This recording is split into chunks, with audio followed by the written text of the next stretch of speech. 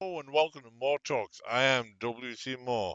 This is not what I thought it would be, but it looks like it's the end of a press briefing on vaccines and then Biden press conference. Seniors in just 6 weeks. It took nearly 11 weeks to get half of all seniors their first shot for that when that program was launched back in December of 2020. Isn't that because the program was launched in December 2020 and it always takes longer to get things up and running when you're launching something? Just during the prior administration.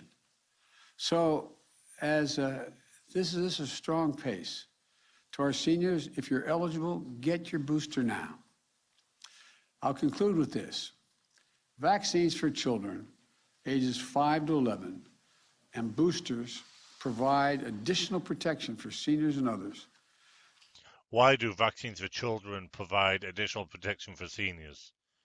Vaccines are meant to stop you from getting the disease. Are two major steps forward that are going to accelerate our path out of this pandemic. And this brings me to where we are and where we're going to go from here. Since early September, cases and hospitalizations are down now more than 50%. And over the past 2 weeks, cases and hospitalizations are falling in approximately 40 states. A year ago, we had no vaccines. Just this week, we hit an important milestone. 80% of adults have at least one shot. That's 4 out of every 5 adults. And for our seniors, over 95% have gotten at least one shot. That's because they're the most vulnerable, so they're the ones who should be getting the vaccine. Overall, 193 million Americans are fully vaccinated, up from just 2 million the day I was sworn in. Now, it was 3 million fully vaccinated the day you were sworn in, which isn't bad in just over a month. And I think it was about 10 million had one shot. So don't lie about this or don't be disingenuous. Tell the truth. And didn't you say 80% were vaccinated? And then you said 193 out of 300 million? That's a lot less than 80%. Over 20 million have enhanced protections from boosters. And we're now down from Yeah, booster now. How many times are people who got vaccine going to need to get boosters? You're already talking about a second booster shot, which would be a fourth shot for them. Is this going to be a every 6 month thing? 100 to about 60 million unvaccinated Americans 12 years and older. And I'm proud to say Black and brown adults and Native Americans have gotten vaccinated at the same rate as white adults. Why wouldn't they if they wanted to? And one more thing. Our vaccination program is not only helping us save lives and beat the pandemic, it's helping our economic recovery and helping us grow. How? In the 3 months before I came to office, the economy was stagnant, creating only 60,000 jobs a month. That's because it was in the middle of everybody not being allowed to go to work. So you can't create jobs if you're not allowing people to go to work. Now, some states were, like Texas and Florida, but most of the states were not allowing people at work. Since I've taken office, it's now averaging 600,000 new jobs every month. That's the average. Because people are going back to work. It is not new jobs you're creating. The states, mainly Democratic states now, because you're a Democrat, are letting people go back to work. Not that they should have been allowed not to let people go to work because people should have freedom. Average. And one more thing. Vaccinating our children will help us keep our schools open. Most schools are open in the US. This is another scare tactic from you. Keep our kids in the classroom, learning, socializing with their classmates and teachers. If the kids had a vaccine and they get COVID after they've had the vaccine, they're going to be kicked out of class anyway. So what are you talking about? I think every reporter in this room who has a child understands the difference of a child going to school and having to learn from home. Everyone with a child knows that, but as I said, my kids have been at school all year. Now they're allowed back.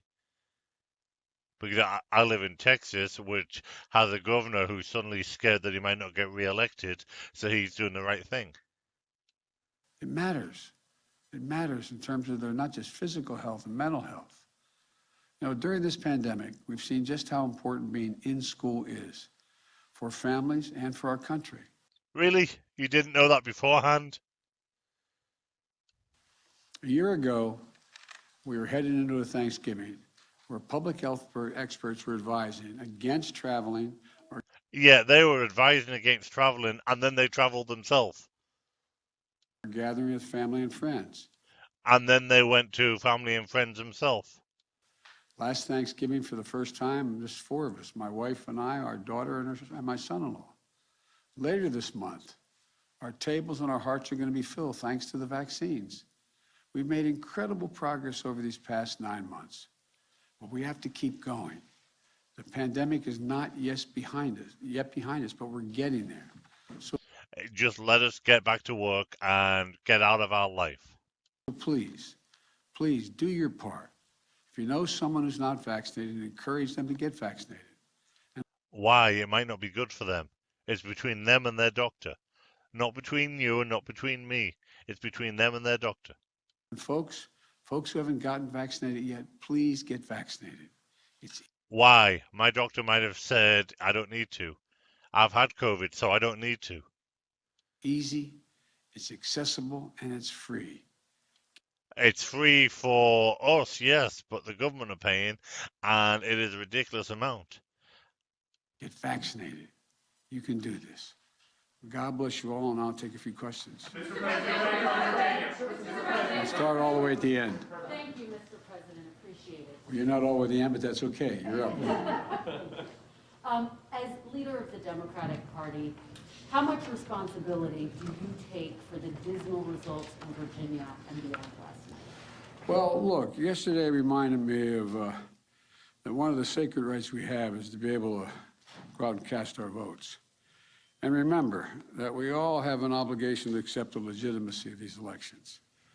I was talking to Terry to congratulate him today. He got 600,000 more votes than any Democrat ever has gotten.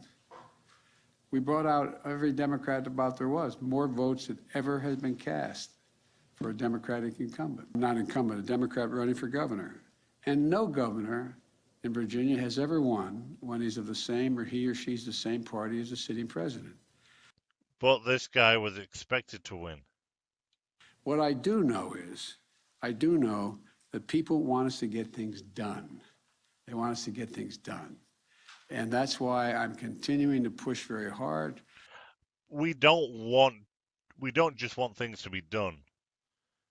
We want the right things to be done. Big difference. For the Democratic Party to move along and pass my infrastructure bill and my Build Back Better bill.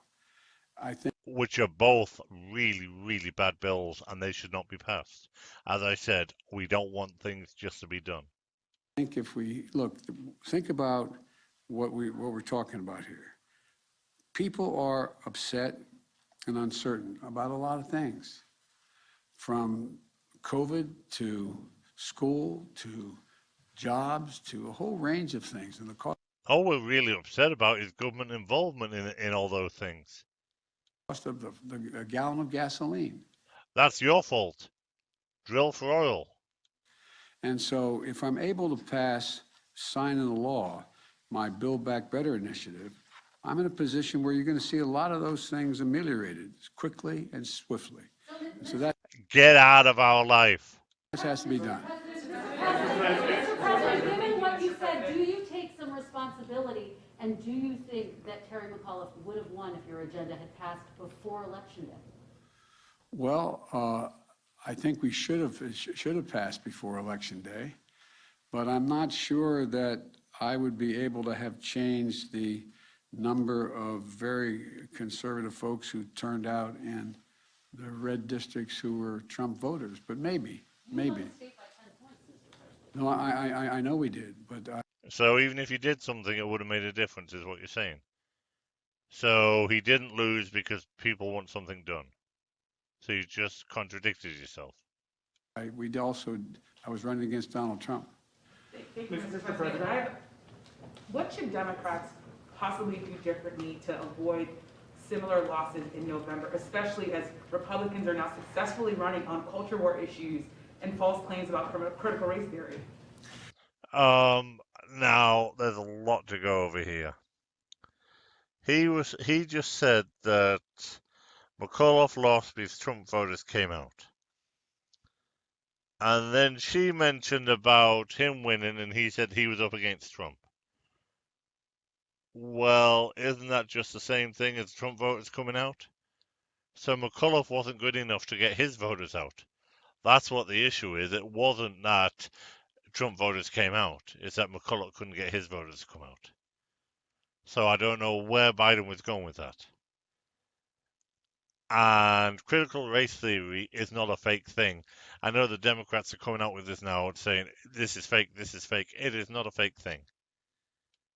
Well, I think we should produce for the American people.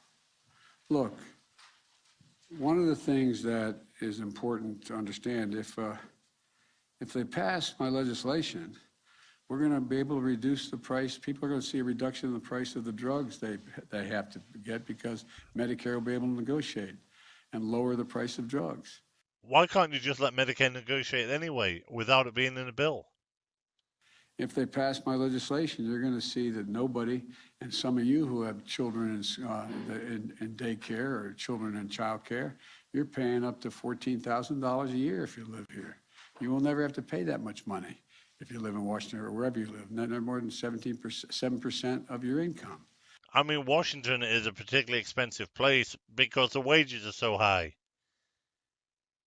They're going to see that, they'll get tax breaks, a genuine tax breaks. If that's Just tax everybody 10%, flat tax. 10%, that's it. You don't get tax breaks in anything. You don't have to do your taxes every year and pay for a tax person. It's just 10% gets taken out automatically. There you go. Trump to tell him I'm busy. Bad joke, but anyway. But the point is that we have to move and make it clear that what we've done is increasing their look. People need a little breathing room. They're overwhelmed, and what happened was, I think we have to just produce results for them. You have to get out of our lives. Change their standard of living and give them a little more breathing room. We can change our standard of living. Just quit taxing us as much on everything. What's your message, though, for Democratic voters, especially black voters, who see Republicans running on race, education, lying about critical race theory, and they're Again, what they're lying about critical race theory. worried that Democrats don't have an effective way to push back on that? If they're lying on critical race theory, an effective way to push back on it is tell the truth. The problem is they're not lying on critical race theory. Well, I think that the whole answer is just to speak the truth, lay out where we are. You see, isn't that what I just said? Speak the truth.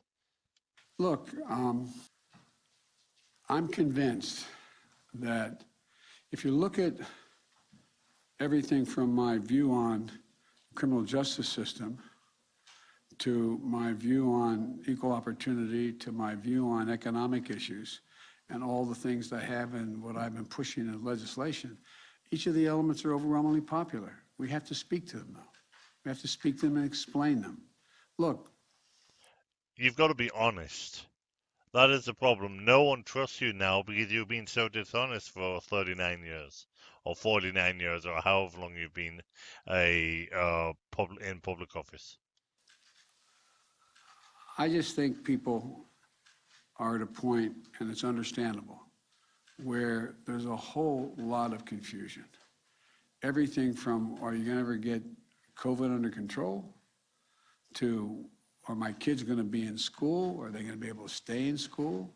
To whether or not I'm going to get a tax break that allows me to be able to pay for the needs of my kids and my family. And they're all things that I'm running on, that we'll run on, and I think we'll do fine. Mr. President, This ought to be good. I think so too. About the way forward, Mr. President. As you were leaving for your overseas trip, there were reports that were surfacing that your administration is planning to pay illegal immigrants who are separated from their families at the border up to $450,000 each, possibly $1 million per family. Do you think that that might incentivize more people to come over illegally? It obviously will, but he'll somehow deny that. If you guys keep sending that garbage out, yeah, but it's not true. So this is a garbage report. Yeah, Okay, so $450,000 per person. Is that what you're saying? that was separated from a family member at the border under the last administration. That's not going to happen. Okay, and then just a follow-up, because you mentioned Trump a couple I don't believe him, but we'll see. times. When you went to try to help Terry McAuliffe a couple weeks ago before you left, you mentioned Trump 24 times. Do you still think that voters really want to hear you talking about Trump more than the issues affecting them every day? No, we don't. We want to hear about the issues and how you think you're going to help us with the issues. Well, the reason I mentioned Trump, if I didn't count the times, is because the issues he supports are affecting their lives every day. But Trump's not in office anywhere. So it doesn't matter. McAuliffe wasn't running against Trump. And they're a negative impact on their lives. Thank you all very much.